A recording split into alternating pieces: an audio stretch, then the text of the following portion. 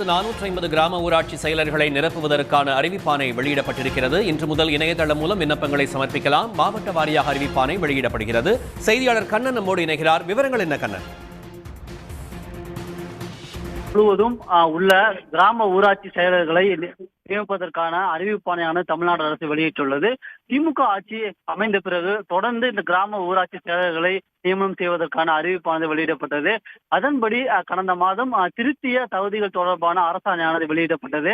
அதன்படி அந்த அரசாணையின்படி தமிழ்நாடு முழுவதும் 1450 கிராம ஊராட்சி செயலர்களை நிரப்புவதற்கான அறிவிப்பாணை வெளியிடப்பட்டுள்ளது. மிகவும் குறிப்பாக கூற வேண்டும் என்றால், மாவட்ட ஆட்சியர் ஒவ்வொரு மாவட்ட வாரியாக இந்த அறிவிப்பாணையை வெளியிட்டுள்ளனர். அதன்படி இன்று காலை 11 மணி முதல் இதற்கான விண்ணப்பங்களை இணையதளம் மூலம் சமர்ப்பிக்கலாம் என்று தெரிவிக்கப்பட்டுள்ளது.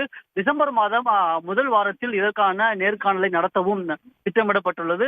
டிசம்பர் இறுதிக்குள் பணி நியமன ஆணைகளை வழங்கவும் தமிழ்நாடு அரசு திட்டமிட்டுள்ளது.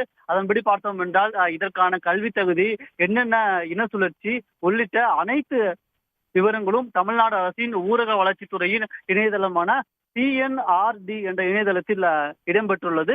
அந்த இணையதளம் மூலம் இன்று காலை 11 மணி முதல்